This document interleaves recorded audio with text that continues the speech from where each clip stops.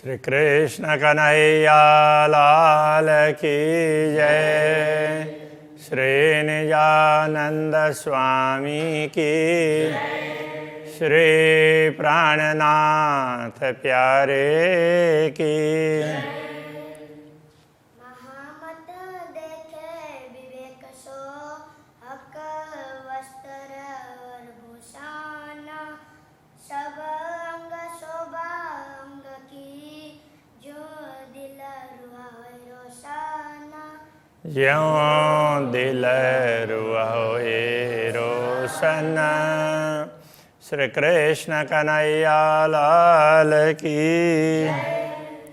19वां प्रकरण पूर्ण ब्रह्म परमात्मा के यौवन, उनकी पूर्णता, तो उसमें अपार जोश होता है। तो उस जोश का और उसके साथ में उनका मुखारविंद, और मुखारविंद के साथ साथ में बीड़ा, और उस समय के कैसा दिखाई देता है ऐसी छवि, उनका विवरण इस प्रकरण के अंतर्गत दिया गया है। फेर फेर पट खोले हुकुम, निस्वत जान रोहन। कहते हैं कि अक्षरातीत धामधनी का आदेश है ना, वो बार बार पट को खोल देता है। क्यों? ब्रह्मात्माओं को पूर्ण ब्रह्म परमात्मा की अंगना समझ करके उनके हृदय में तो किसी प्रकार का पट नहीं होना चाहिए, ऐसा सोच करके उस पट को हटा देता है। अब ये भी कैसा होता है कि ये पट बार बार आता है, फिर हटाते रहते हैं। तो जैसे हटा करके पूरा हो जाए फिर तो कोई बात नहीं है, किंतु तो बार बार आवरण ढकने के लिए प्रयत्न करता रहता है। हक मुख अंग इश्क के ले देखिए, अरसा अंग तन। जब पट दूर हो जाएगा तो पूर्ण ब्रह्म परमात्मा के मुखारविंद का प्यार, तो इसको लेकर के पूर्ण ब्रह्म परमात्मा के पूरे स्वरूप के दर्शन करो, ऐसा करके कह रहे हैं। हक वर्णन जिमी सुपने, हुकुम है कया नेक सोए। पूर्ण ब्रह्म परमात्मा का वर्णन इस भूमि में किया है तो अक्षरातीत धामधनी के आदेश से ही, फिर भी यहाँ के अनुरूप थोड़ा कहा गया, अब यह ज़्यादा नहीं बताया जा सकता। हक इश्क एक तरंग से, रूह निकस न सके कोई। वैसे देखा जाए तो पूर्ण ब्रह्म परमात्मा के प्रेम का तरंग वो तो चारों तरफ फैले हुए हैं, तो उनमें से एक छोटे से तरंग में भी ये आत्मा वो उसमें वो जाती है ना, डुबकी मारती है, तो तरंग तो इधर से उधर ले जाती है ना। तो इस तरह से आत्मा तो वहीं इधर उधर घूमेगी, उससे बाहर निकल ही नहीं सकती है। जैसे समुद्र में, समुद्र के तरंगों के चपेट में कोई आ जाए तो फिर वो बाहर नहीं निकलता, तो उसी में ही तो गोता खाता रहता है। तो ये आत्मा भी तो उसमें वो झूलती रहती है, उससे मस्त रहती है। कहने का तात्पर्य यह है, थोड़ा सा भी उसको मिले तो उसमें वो मस्त रह जाती है। सुंदर मुख मासुक का और अंग सवे सुंदर। पूर्ण ब्रह्म परमात्मा का मुखारविंद बड़ा सुंदर है, तो इसके साथ साथ उनके अंग प्रत्यंग सभी सुंदर है। सो क्यों छूटे आशिक से जब चुभे हैड़े अंदर। ऐसा स्वरूप पूरे अंग प्रत्यंग जब ब्रह्मात्माओं के हृदय में अंकित हो जाते हैं तो फिर वो उनसे छूटते नहीं हैं। क्यों कहूँ मुख की सलू की। पूर्ण ब्रह्म परमात्मा के मुखमंडल की सुंदरता का क्या वर्णन करें। और क्यों कहूँ सुंदरता, तो सलू की तो और सुंदरता तो ये एक जैसी बातें हैं बनावट के हिसाब से। तो उसमें वो ये सलू की ऐसा कहा, वो भी सुंदरता ही है। उसकी क्या बात बताएं। ए आशिक जाने माशुक की, जिन घट लगे ए घाय। अनुरागिणी आत्मा ही पूर्ण ब्रह्म परमात्मा के स्वरूप को समझ सकती है कि जिनके हृदय में उनके विरह की पीड़ा है, उस वो चोट पहुंची हुई है, वही इस बात को समझ सकती है और वही दर्शन के लिए लालायित होती है, बाकी हर कोई नहीं हो पाता है। मुख चौक सलू की क्यों कहूँ, कछु जाने रूह के नयन। पूर्ण ब्रह्म परमात्मा के मुखमंडल की सुंदरता को कैसे बताएं? तो ब्रह्मात्माएं थोड़ा बहुत जानती है, तो कभी उनके नयनों को जानती है, क्योंकि उनके नेत्रों से कभी कभी उनको इशारे का ख्याल होता है। ये सुख सोई जान ही जाको हक करे स्वामी सैन। तो ब्रह्मात्मा, वही ब्रह्मात्मा इस सुख को समझ सकती है जब पूर्ण ब्रह्म परमात्मा, तो ब्रह्मात्मा देख रही है तो वो देख करके उन आँखों से कुछ इशारे करते हैं, संकेत करते हैं, आँखों से कुछ समझाना चाहते हैं। तो वो ब्रह्मात्मा जो इस बात को समझ सकती है, वही इस रहस्य को जान सकती है। सुख पाइए देखे हरवटी, मुखला लाल अधूर। तो अब मुखमंडल में क्या है? हरवटी ये चिबुक नीचे का भाग है, और फिर ये लांक गहराई है, फिर अधरोष्ट है, फिर ऊपर का ओष्ठ है, अंदर मुखारबिंद, अंदर दंतावली, जिह्वा वगैरह, तो ये सब है, फिर नाक वगैरह। तो ये ना एक एक, तो उसमें क्या है कि बड़े सुंदर है। दंत, जिह्वा, बीच तंबोला, और दांतों के और जिह्वा के बीच में तंबोल, तो तांबुल का बीड़ा लिया हुआ है। मुख बोलत मीठी मधुरा। उस समय वो बोलते हैं तो थोड़ा सा स्वर अलग से निकलता है, तो अलग प्रकार का माधुर्य उसमें दिखाई देता है। मुख मुदे अधूरा बोलता। तो मुख को, अब वो तांबुल को पकड़ने के लिए मुख को तो बंद करके फिर बोलते हैं, एक तरफ का ही वो ओठ चलता हो ऐसा लगता है। वाणी प्रेम रसाला। तो वाणी बड़ी प्रेम रस से परिपूर्ण होती है। आशिक को छवि चुभ रही। अनुरागिणी आत्मा के हृदय में तो ये छवि अंकित हो जाती है। जानो हाइडे निश दिन भाल।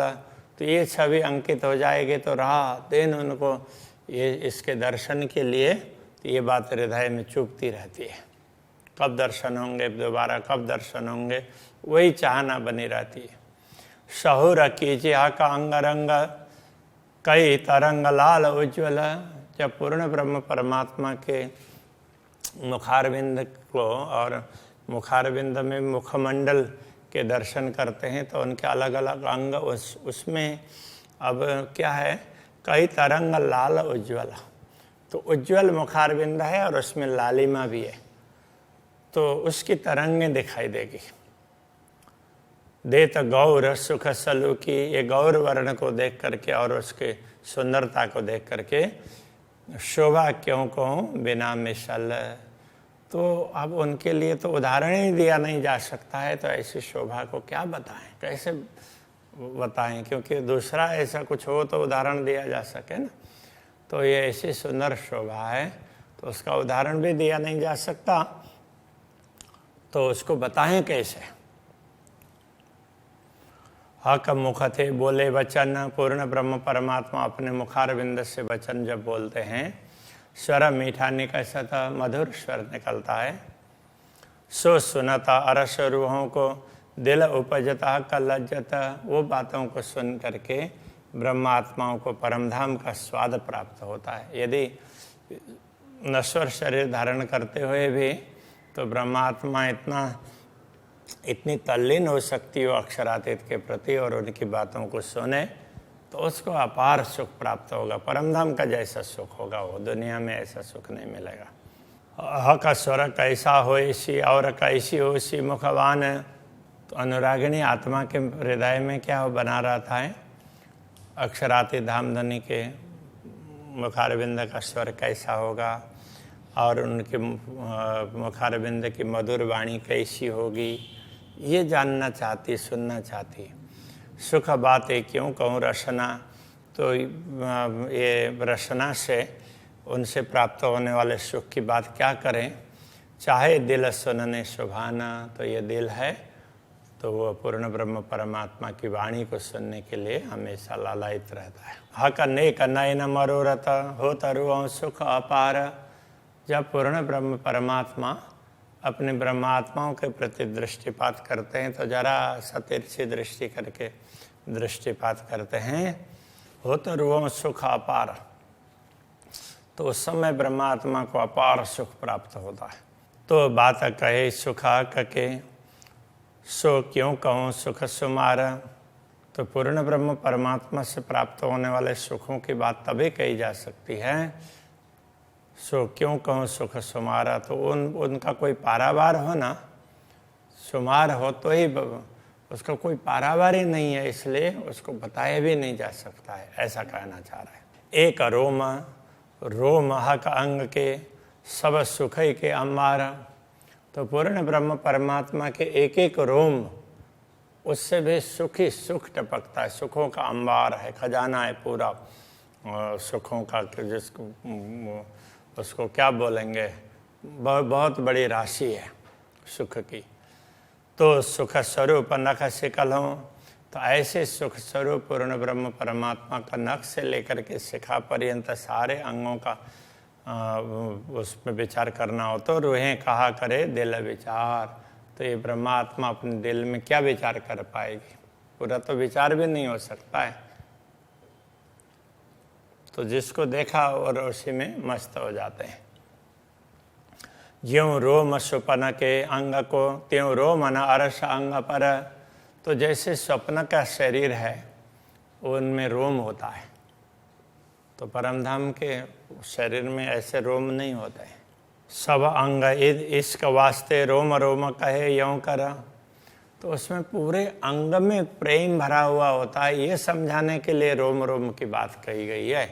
वास्तव में ऐसे रोम नहीं होते हैं, तो उसके लिए कहना पड़ेगा कोस कोस में ऐसा, वो भी कोस भी ऐसे अलग अलग नहीं होंगे, लेकिन दुनिया के हिसाब से ऐसे बताना पड़ता है। तो पूरे शरीर में प्रेम छाया हुआ है, तो उसके लिए क्या बताया जाए। तो दुनिया में तो यही शब्द है, इसलिए कहते हैं।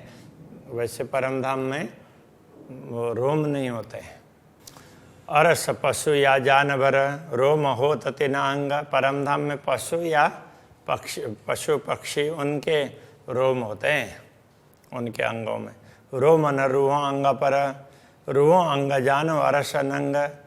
ब्रह्मात्माओं के अंगों में तो रोम नहीं होते हैं, और उनका अंग तो ऐसा समझना जैसे कोई रत्न हो, रत्न के हो। और आगे कहेंगे रत्न भी वैसे नहीं है, वो तो अलग ही वस्तु है। तो जैसे ये रत्न में कहीं खड्डे उड्डे नहीं होंगे, सारा एक जैसा होता है ना, ऐसे ब्रह्मात्माओं का शरीर इस प्रकार का बड़ा सुंदर होता है। जबेर पैदा जीमी से यूँ अर्श में पैदा न होता। जैसे भूमि में अलग अलग स्थानों में, इस दुनिया में तो अलग अलग स्थानों से रत्न पैदा होते हैं ना, तो ऐसे परमधाम में कहीं से रत्न पैदा होते हो ऐसा नहीं है। वो कहाँ से है, वो श्री राज्य के अंगों से है, ये कहते हैं।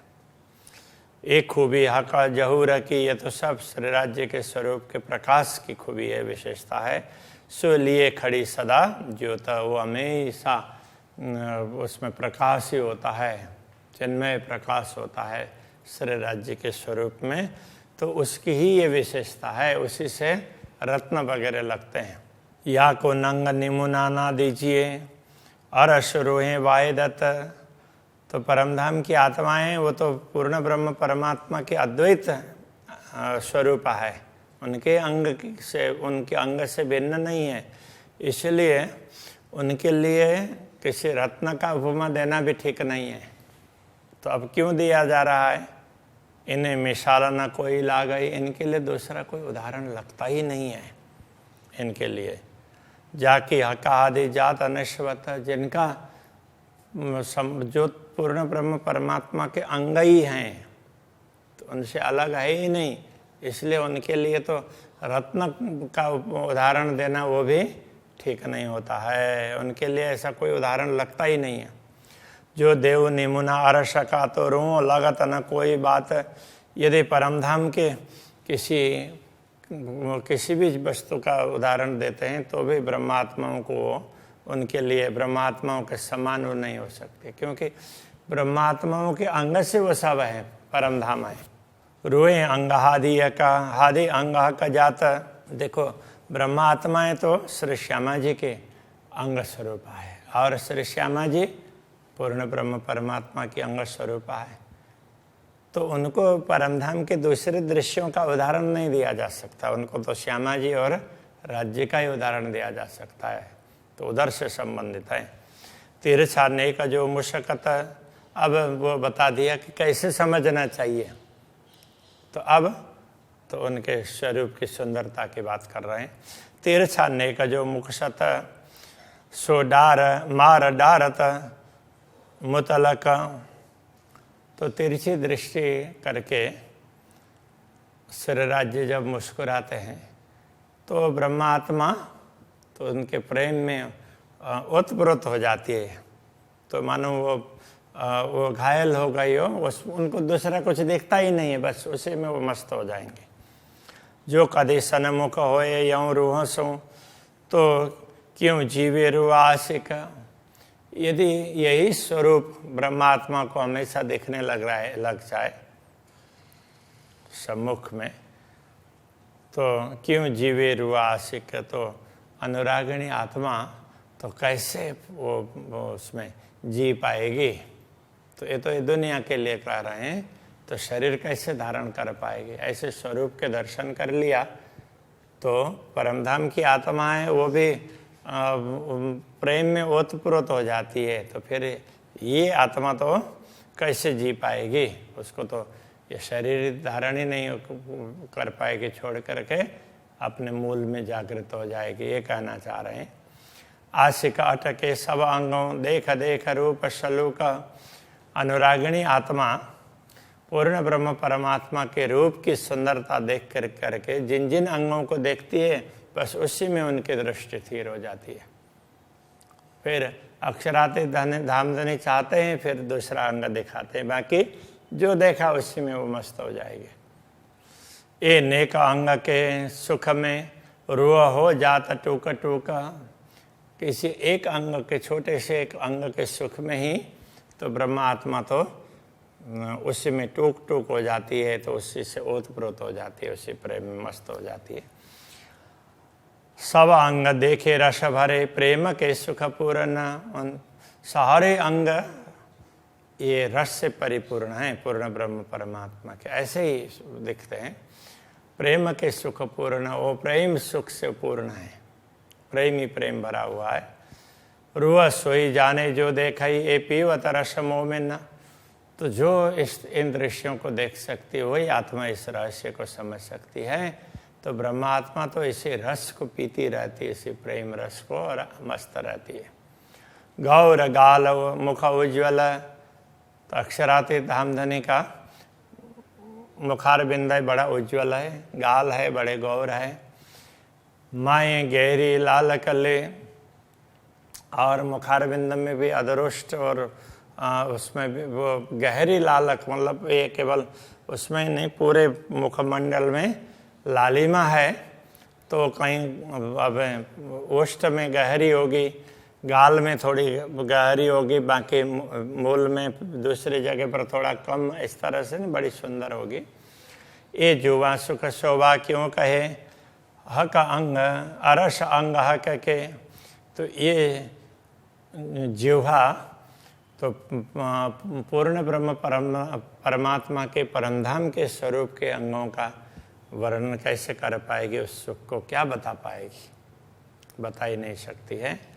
रूह आशिक जिना अंग अटकी, अनुरागिणी आत्मा अक्षरातीत धामधनी के स्वरूप को देखते हुए जिन अंगों में अटक जाती है, छूटा तनाई क्यों कर, उससे वो हट नहीं सकती, तो उसमें वो देखते देखते वो उसमें खो जाती है, ये कहने का तात्पर्य है। एक किसी बातों आशिक सो अंग मासुक जुदे ना होए, किसी भी प्रकार से कितना भी प्रयत्न करें, ब्रह्मात्मा किसी भी प्रकार से प्रयत्न करें तो भी जो अंग देख रही है तो उससे वो छूटता नहीं है। जब अक्षरातीत चाहते हैं तभी दूसरा अंग दिखा देते हैं, फिर उसको दूसरा दिखाई देता है, ये कहना चाहते हैं। जेते अंग माशूक के रूह आशिक रहे तिन माहे। तो पूर्ण ब्रह्म परमात्मा के जो भी अंग हैं, जितने अंग हैं, तो ब्रह्मात्मा एक एक करके उसी में खोई हुई रहती है। रूह आशिक और कहो नाटी के अनुरागिणी आत्मा की दृष्टि दूसरे स्थान पर तो कहीं टिकती नहीं है। उसको कहीं भी कुछ भी दृश्य देखें, दुनिया में अच्छा से अच्छा देखें तो भी उससे उसको संतोष नहीं होता है।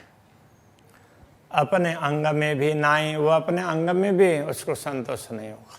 वो तो हमेशा राज्य के ही अंगों का दर्शन करना चाहती है। तो ये प्रेम है, तभी इनको अनुरागिणी आत्मा कहा है।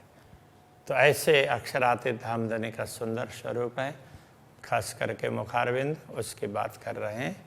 अभी के प्रसंग को यही रखते हैं। श्री कृष्ण कन्हैया लाल की।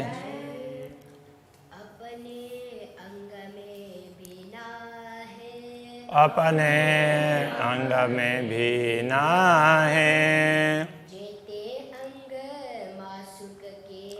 जीते अंग मासुक के।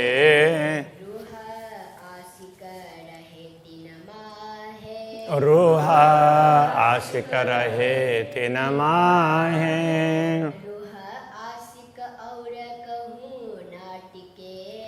रूह आशिक और कहूँ ना टीके। अपने अंग में भी ना है, अपने अंग में भी ना है।